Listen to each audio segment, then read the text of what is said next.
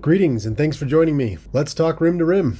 Chances are this isn't the first rim to rim guide you've watched, but I wanted to produce something special by truly capturing the grandeur of the canyon while also providing legitimately reliable information, which in the sea of resources online can be difficult to find. If you haven't yet, I hope you'll take a second and hit subscribe and turn on notifications. At Home in Wild Spaces is not your average outdoor channel, and we've got so much more to share. With that, let's begin. In case you didn't know, rim to rim refers to crossing the Grand Canyon north to south or south to north on foot, utilizing at least two of three popular trails: North Kaibab, South Kaibab, and Bright Angel. Today we're heading out from the North Kaibab Trail and connecting with the South Kaibab Trail. This is the shortest rim to rim route, but as we'll discuss, shorter does not equal easier. By the way, this in the distance, this is the South Rim. Make a quick note, it's going to come in handy later in the video. Yeah, you can see the trail. So, winding all the way down there. Let's discuss the word Kaibab really quick. Some people pronounce it Kaibab, others Kaibab. I've even heard some people call it the Kebab Trail, though that is definitely wrong. Kaibab, or mountain lying down, is the Paiute name for the Grand Canyon, and it's about as accurate a description as I can imagine. Hiking rim to rim is essentially the inverse equivalent of an extremely challenging summit hike, and that presents some unique challenges. Some people have called rim to rim the hardest day hike in America's national parks, but like most internet ranking systems, that's an extremely problematic claim. But the point is this: this is not a trek for beginners or even a great many intermediate hikers. While completing rim to rim, especially in one day, is often seen as a bucket list achievement, you should know that the National Park Service strongly discourages undertaking such a strenuous trek. Even if you're a very experienced hiker, take care that you do not underestimate the canyon. It does not matter how fit or experienced you are, there is someone fitter and more experienced that has had their butt handed to them by the Grand Canyon. Last year, the National Park Service recorded a record number of deaths and rescues from within the canyon. The overwhelming majority, day hikers and backpackers. And yes, there are other people who enter the canyon, like rafters, boaters, and tourists riding mules. In 2021, on Memorial Day weekend alone, responders received close to 200 emergency calls, resulting in dozens of rescue operations. This is all part of a larger trend across our national parks and forest lands. Recent years have seen record numbers of outdoor deaths and injuries across the board. It's a phenomenon I addressed in my recent video on the record number of bear attacks in the last few years. Something very troubling is happening, and it directly affects those of us who enjoy the outdoors. As it turns out, the internet excels at popularizing nonsense, sometimes dangerous nonsense. Misinformation is a highly lucrative online industry, and popular hikes like rim to rim are not immune. Don't get me wrong, there are definitely some quality resources out there, but there's also tons of bad, even hazardous advice being popularized by the internet's feedback loop. Today, we're going to set the record straight, filter out the noise, and give you all the information you need to successfully hike, backpack, or otherwise cross the Grand Canyon, and to fall in love with this sacred landscape while doing it. And even if you're not sure you're up for the challenge of crossing rim to rim, the information here is equally relevant for hiking anywhere in the Grand Canyon and hiking in general. I'll include chapter markers in the description, but I don't advise skipping any of it. It's all equally important information. With the safety warning out of the way, let's jump in.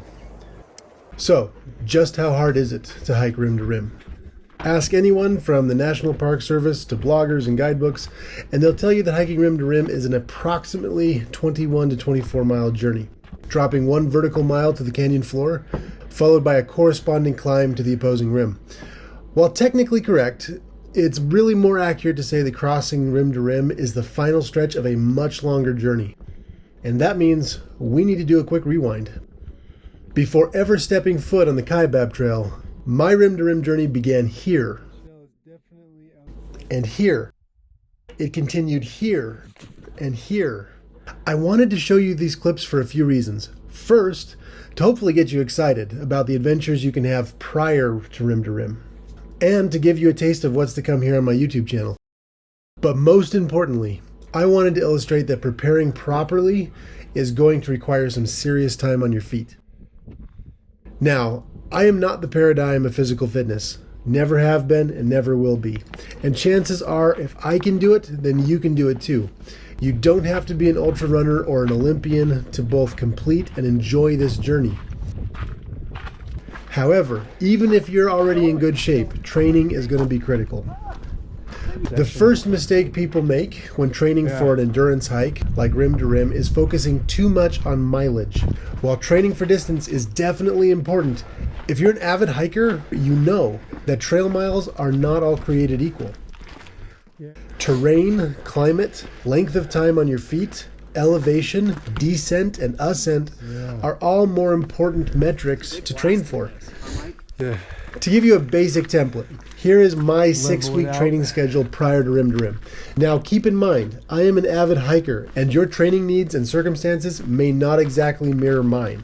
If you are not confident in the backcountry and or out of shape, plan on adding a month or two of additional training prior to following this schedule.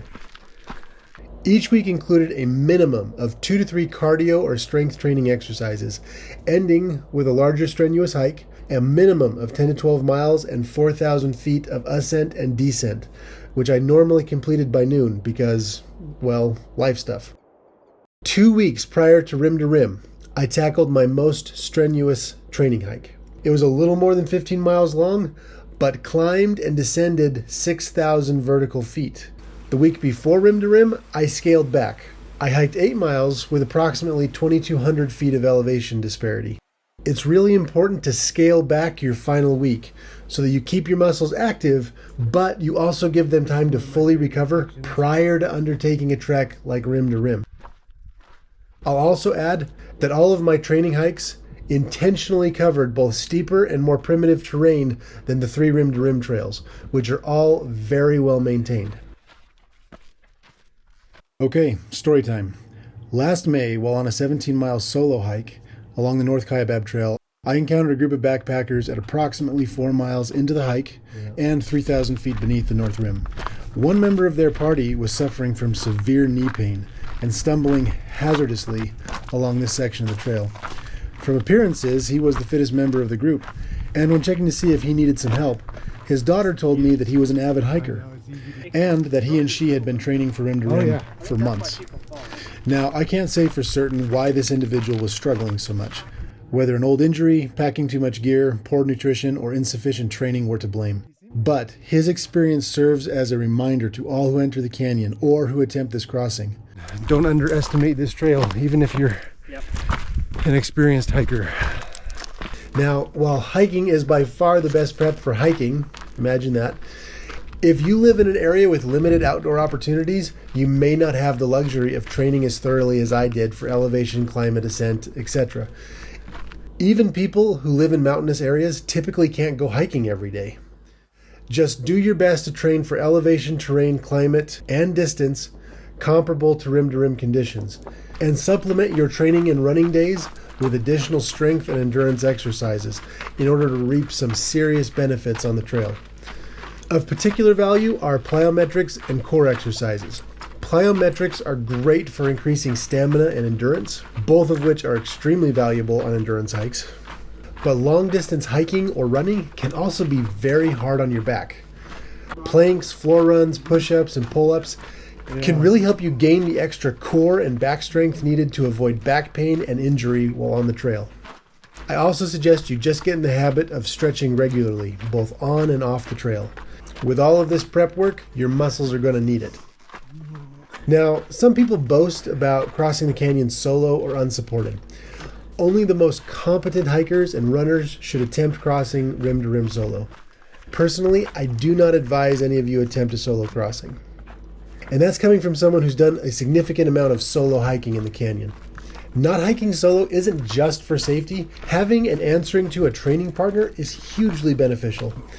Having said that, keep your group small with people of compatible fitness levels. And be aware that in the canyon, the Park Service limits organized groups to 30 people or less, and groups of 12 to 30 must obtain a special use permit. Non-commercial groups of 11 or fewer people do not require a permit.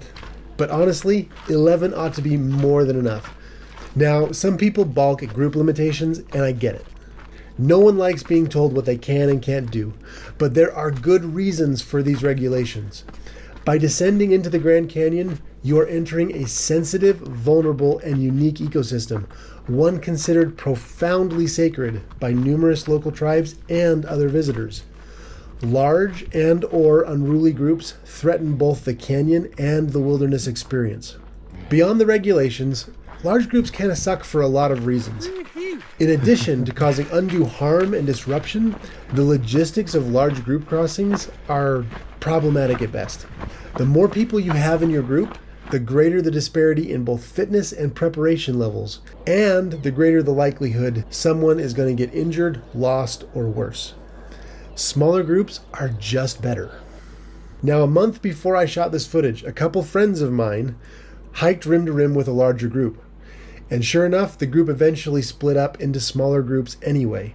Some of those groups even split again, with a number of people ultimately completing the trek alone.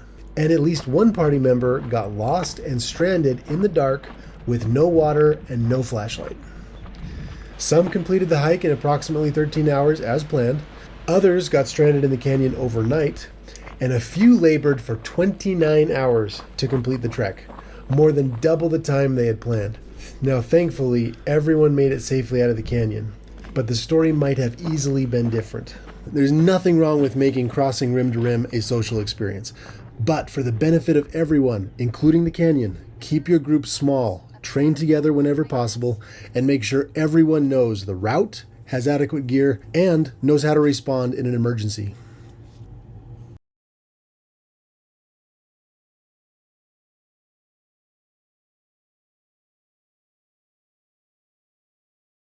So story time again. Last time I was here, I was with a family. Well, I wasn't with them, but they were hiking at the same time. They had a couple of teenagers, and the son asked, "Is that where we're going?" Asking if that was the South Rim, and the dad responded, "Yeah."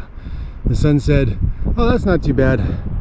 I didn't have the heart to tell them at the time that that is still the North Rim. This is all still North Rim here. It's a testament to how quickly you can overestimate your progress and underestimate the canyon. Whether you're traveling north to south or south to north, the Manzanita rest area is an important landmark for all rim-to-rim travelers. It offers full trail amenities like bathrooms, water, benches, picnic tables, and even a chalk hiker registry. This is the only place in the canyon to leave your mark. There we go. More than 5 trail miles, close to 4,000 vertical feet, and numerous cliff sections separate the Manzanita rest area from the North Rim. And depending on your direction of travel, it's either the first or last ranger station along the North Kaibab Trail. It's always a good idea to know where the ranger stations are along your chosen route. To the south, approximately 9 miles and 7 bridges separate the Manzanita rest area from the Colorado River. In temperate weather, the 9 miles south of Manzanita are, in my opinion, an absolute joy, if you're prepared and accustomed to long hikes. But don't be fooled. The relatively level miles between Manzanita and the river are bracketed by serious climbs out of the canyon. If you reach this section of the inner canyon, you've committed yourself. Make sure you are ready. Let's quickly talk about one of the most common mistakes made by people visiting the Grand Canyon or any of our national parks. These are parks, and as the term park suggests, they can be a blast to visit and explore. But the word park is an umbrella term with many meanings, some of which are harmful and even dangerous. National parks are not theme or amusement parks. This is not Disneyland. There are no park employees dressed like cartoon characters, no roller coasters, fireworks shows, or a staff of thousands to clean up your garbage, check your seatbelt, or give you the princess treatment. National parks are, in my opinion, something far superior to even the best theme park. But unlike theme parks, they are not replaceable. The national park experience is at risk. While related, the threat has less to do with how many people are visiting our parks, but everything to do with how visitors are treating our parks. To illustrate how bad it's gotten in recent years, In 2020, some punk with zero consideration for the canyon or other visitors organized a group of 153 people from 12 states to cross the canyon rim to rim after being warned for months that such a crossing was prohibited. His group disrupted and delayed hundreds of other people on the trail, overwhelmed trail amenities, and deprived others of a precious wilderness experience. Speaking from personal experience, even small groups can do remarkable harm to the canyon and wilderness experience. By all means, share your Grand Canyon experience with your close friends and family. But whether hiking rim to rim or not, please remember, this is a sacred place. Treating it like a stadium or a theme park or just a check mark on your bucket list sullies the canyon and is extremely discourteous to others. If our parks are to survive, we have to treat them better. Getting back to life on the trail, at the beginning of the video I directed your attention to the south rim as seen from Coconino Overlook, and said, make a mental note. Here's why. Shortly after passing Coconino Overlook, you lose sight of the south rim, and it stays out of sight for miles. You can see how much steeper it is just from this angle. Oh gosh, yeah. It's not until shortly before reaching Cottonwood Campground that the south rim finally comes back into view, and with it, some awesome perspective. If hiking north to south, Cottonwood Campground marks the first quarter of your trek. And you'll note the south rim is still a long ways away, atop what looks like a mile-high wall. It's been said that the Grand Canyon has the ability to make you feel small in the very best way. Reaching this point along rim to rim is one of those moments when feeling small feels so good. It's a reminder of what you've already accomplished and a glimpse into the adventure to come. Cottonwood Campground is one of 3 campgrounds along the rim to rim routes. Be quiet. Staying overnight at any of the campgrounds beneath the rim requires a permit from the Grand Canyon Wilderness Office. Be forewarned, securing a site generally requires a lot of foresight and applying months in advance.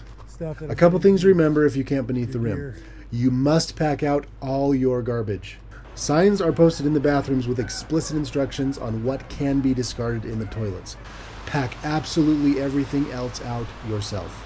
Food storage is provided at each campsite. Use it. Squirrels, mice, and other long-term residents have no qualms about shredding your gear to get to your food. And for all you hammock campers out there, beneath the rim, hammocks are a bad idea. There's simply no place to hang them. Stick with tents beneath the rim. Originally, I had planned to make only one rim to rim guide video because I've got tons of other great videos in my production pipeline. But the longer I worked on this, the more it became apparent that a trip like rim to rim simply can't be crunched into a single video. At least not without making you wait for weeks for the full video. So here's what we're going to do. Next week, or the week after, I'm going to publish part 2. We'll discuss the Inner Gorge, Ribbon Falls, and how to fuel your body for a trek like rim to rim. In part 3, we'll visit the Colorado River, climb out of the canyon, discuss what gear to pack, compare what route to take, and talk about some of the secrets waiting in the canyon. Trust me, you've never seen a rim to rim guide like this. So make sure to hit that subscribe button and ring the bell if you haven't already. And until next time, this is Mike from At Home in Wild Spaces reminding you to have fun, stay safe, and do your part to protect our precious wild spaces.